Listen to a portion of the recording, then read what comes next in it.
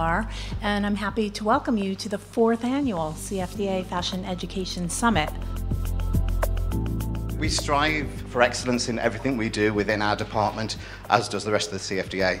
But within our professional development, we have a real commitment to everything we do within education. Our intent is to support designers at every stage of their careers, whether that is for young students or seasoned professionals, alike. You know, I think the topic of sustainability and fashion design is one of the most important. The best thing you can do is by action. We can talk a lot, but the action says a lot. Because in the world of fashion, most of the community I work with don't like to be told what to do. They like to discover.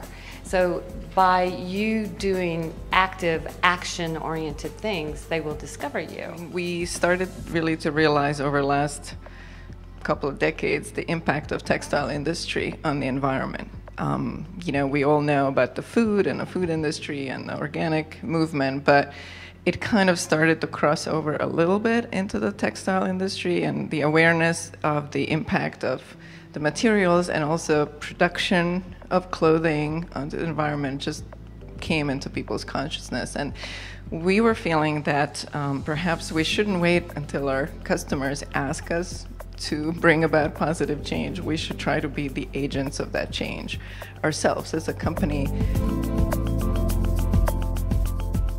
And I do have a sustainability page on my website, and on each product page in my web shop, I tell the sourcing story of each garment. So where the material comes from, where it was woven or knit, what it's made of, where the fiber comes from, how much the textile cost, sometimes how much the garment costs to produce. And so that's something I'm really trying to focus on this year, is how to tell that story without possibly being overwhelming. I kind of think of it as when I go to the gas station, I'm not thinking about leaded or unleaded gas anymore. There's no option. And that's how it should be in sustainability. I think the only way we can really affect anything is really making this more of a consumer conversation. You know, educating the consumer to what the options are. We just started speaking about the company being sustainable within the last year. But our hardest thing for me, like after we started speaking about sustainability and after we applied for the award, and I really had this like great background behind myself, and I was so excited to speak to my buyers about, oh, also, you know, this is a great product and it's cool and this ever, but also it's, you know, made from recycled materials, and it was just like deadpan. And that was really kind of like disheartening to me, and I think educating people more and thinking of it as a desirable product, and that is desirable. If you had a choice between this or that, wouldn't you rather put your money towards something like this and supporting this kind of product? And then making other designers want to do the same thing as well. It's an important issue because the textile industry hasn't really caught up to the needs of sustainable designers, or any designers for that matter. And I think it's one of the problems that we're having. If we were able to offer better, more sustainable but more beautiful textiles to a higher level of design, then there wouldn't be so much of a pushback.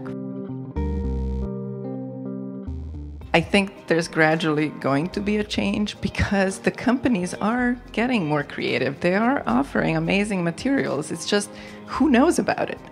You know, how do we help put that information through even to the school level?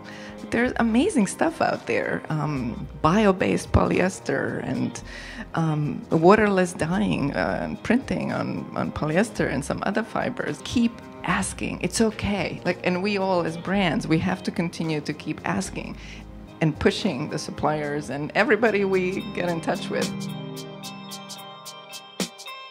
The conversations should be like throughout all classes. It should just sort of be this overall aura that this is the way that we should move forward responsibly, and hopefully bringing things back like to local manufacturing. I have a personal list of sustainable strategies that I try to check off with every piece that I design. Biomimicry is on that list, but I've never even tried to tackle it.